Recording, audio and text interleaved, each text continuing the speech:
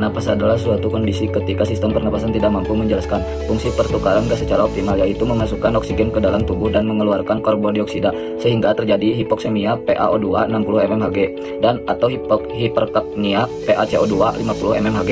Gagal napas terjadi akibat ketidakseimbangan ventilasi dan perfusi paru yang mengganggu pertukaran gas sehingga menyebabkan hipoksemia, penurunan O2 dan hiperkapnia, peningkatan CO2. Kondisi ini umumnya dipicu oleh ventilasi yang tidak adekuat seperti obstruksi jalan napas. Tubuh awalnya mampu melakukan kompensasi, umumnya sering waktu terjadi penurunan fungsi pernapasan secara progresif. Gagal napas akut bersifat reversibel, sedangkan gagal napas kronis menyebabkan kerusakan paru yang permanen. Pengaturan pernapasan dikendalikan oleh pons dan medula oblongata dengan indikator klinis berupa laju napas normal 16-20 kali per menit dan kepastian viral 10-20 ml kgbb. Etiologi penyebab dari gagal napas diantaranya yang pertama depresi sistem saraf pusat, yang kedua kelainan neurologis primer, yang ketiga efusi pleura, hemotoraks dan pneumotoraks, yang keempat trauma, yang kelima penyakit akut paru, yang keenam kelainan pada alveolus. Penyebab gagal napas berdasarkan lokasi. Penyebab sentral, yang pertama trauma kepala atau contusio cerebri, radang otak atau instability, gangguan vasikuler atau pendarahan otak, dan infrak otak. Obat-obatan contohnya narkotika dan anestesi. Penyebab perifer, kelainan neuromuskuler, GBS, tetanus, trauma servikal, muskurelakan. Yang kedua, kelainan jalan napas, obstruksi jalan napas, asma bronchial. Kelainan di paru, edema paru, atelektasis, dan ARDS. Kelainan tulang iga atau toraks, fraktur costae, pneumotoraks, hematotoraks. Kelainan jantung, kegagalan jantung kiri. Manifestasi klinis, gagal napas, hipoksemia, dyspne atau takipne, hiperventilisasi, PaO2 rendah, perubahan status mental, cemas, bingung, kejang, asidosis laktat, sinosis di distal dan sentral atau mukosa bibir. Peningkatan simpatis, takikardia, diafaresis, dan hipotensi, brakikardia, iskemi, miokard, infrak anemia, hingga gagal jantung dapat terjadi pada hipoksia berat. Yang kedua yaitu gagal napas, hiperkapnia. Kemungkinan etiologi kondisi ini meliputi kelainan pada dinding dada, otot pernapasan atau batang otak, PPOK berat, asma berat, fibrosis paru stadium akhir, ARDR, atau sindrom Guillain-Barré adalah beberapa contohnya. Manifestasi klinis hiperkapnia meliputi PaCO2 meningkat, penurunan kesadaran, gelisah, dipne atau takipne, dan bradipne. Yang terakhir yaitu tremor. Klasifikasi gagal nafas dibagi menjadi dua, yaitu tipe pertama atau disebut hipoksemia, yaitu kondisi di mana paru-paru tidak mampu memasukkan oksigen ke dalam darah secara optimal. Hal ini menyebabkan tekanan oksigen dalam darah atau partial pressure of oxygen menurun dan biasanya di bawah 60 mmHg. Sedangkan karbon dioksida masih normal atau bahkan menurun jika pasien bernafas cepat. Kondisi ini umum terjadi akibat gangguan ventilasi perfusi atau gangguan difusi di paru-paru, seperti pada pasien pneumonia, edema paru, dan ARDS. Secara klinis, pasien tampak sesak nafas cepat, gelisah, dan bahkan bisa mengalami sianosis. Sementara itu, gagal nafas tipe 2 disebut juga gagal nafas hiperkapnia, yaitu kondisi ketika tubuh tidak mampu mengeluarkan karbon dioksida dengan baik akibat adanya gangguan ventilasi. Pada kondisi ini, partial pressure of carbon dioksida meningkat lebih dari 50 mmHg dan biasanya disertai penurunan pH yang menandakan asidosis. Penyebabnya bisa dari gangguan saraf, otot pernapasan, dinding dada, maupun obstruksi jalan napas seperti PPOK dan asma berat. Gejala yang muncul biasanya nafas lambat, penurunan kesadaran, sakit kepala, hingga kondisi berat seperti koma. Untuk menegakkan diagnosis gagal nafas, pemeriksaan penunjang yang paling penting ialah analisis gas darah, karena dapat menunjukkan hasil dari PaO2 dan PaCO2 dan juga pH, sehingga dapat menentukan hasil dari jenis gagal nafas tersebut. Selain itu, pemeriksaan laboratorium juga dilakukan untuk mengetahui penyebab yang mendasar, seperti infeksi atau gangguan lain, serta pemeriksaan radiologi seperti rongsen untuk melihat kondisi paru-paru. Misalnya, ada pneumonia atau edema paru.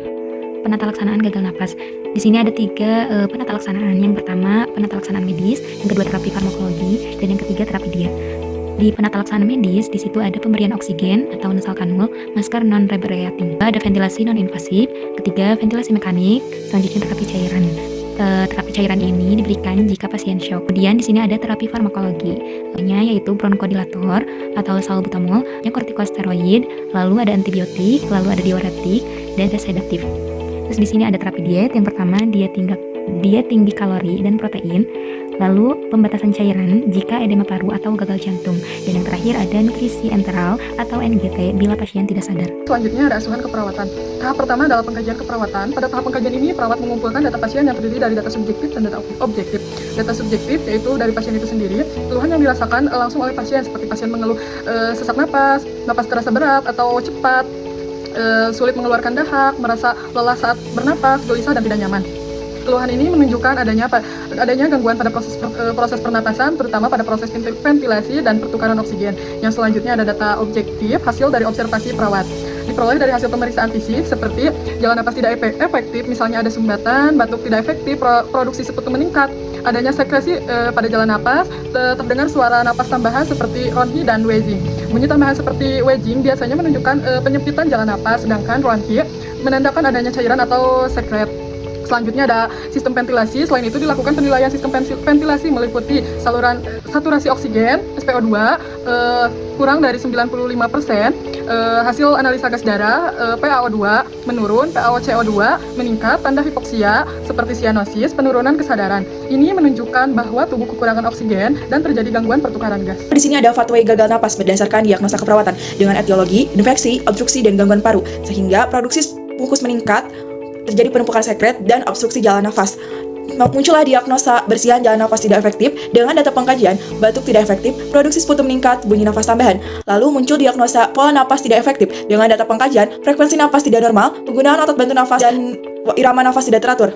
Lalu ada gangguan ventilasi spontan dengan data pengkajian, SpO2 menurun, AGD abnormal, dan PaCO2 menurun. Lalu diagnosa keperawatan, bersihan jalan nafas tidak efektif berhubungan dengan spasma jalan nafas, kelainan nafas tidak efektif berhubungan dengan deformitas dinding dada, dan gangguan ventilasi spontan berhubungan dengan kelainan otot pernapasan. Selanjutnya yaitu intervensi keperawatan pada pasien dengan respiratory failure dengan menggunakan pendekatan ABC serta kolaborasi terapi. Yang pertama yaitu airway atau manajemen jalan napas. Pada tahap ini, perawat memastikan bahwa jalan napas pasien dalam kondisi terbuka dan tidak mengalami sumbatan. Sumbatan dapat disebabkan oleh lendir, muntahan atau benda asing. Oleh karena itu, tindakan yang dapat dilakukan antara lain melakukan teknik head tilt chin lift atau suction apabila terdapat sekret. Tujuannya agar udara dapat masuk ke paru-paru secara optimal. Lalu yang kedua yaitu breathing atau pemantauan respirasi. Pada tahap ini, perawat menilai aktivitas pernapasan pasien. Hal-hal yang dipantau meliputi frekuensi napas, pola napas, saturasi oksigen, serta bunyi napas. Melalui pemantauan ini, perawat dapat mengetahui apakah pasien mengalami gangguan pernapasan atau tidak. Lalu yang ketiga yaitu circulation atau dukungan ventilasi. Circulation yang berkaitan dengan aliran darah dalam mendistribusikan oksigen ke seluruh tubuh. Jika pasien mengalami gangguan ventilasi, maka dapat diberikan dukungan seperti penggunaan alat bantu napas, misalnya bag valve mask atau ventilator. Ini tujuannya untuk memastikan oksigen dapat tersalurkan dengan baik ke jaringan tubuh. Lalu yang terakhir yaitu kolaborasi obat dan pemberian oksigen. Selain tindakan mandiri, perawat juga melakukan kolaborasi dengan dokter yang meliputi pemberian terapi oksigen serta pemberian obat-obatan sesuai indikasi seperti bronchodilator, antibiotik, atau kortikosteroid. Hal ini bertujuan untuk membantu memperbaiki kondisi pernapasan pasien secara optimal. Nah, jadi intervensi keperawatan pada pasien dengan respiratory failure atau gagal napas dilakukan secara sistematis, meliputi dimulai dari memastikan jalan napas, menilai pernapasan, mendukung sirkulasi, hingga kolaborasi terapi guna memenuhi kebutuhan oksigen pasien.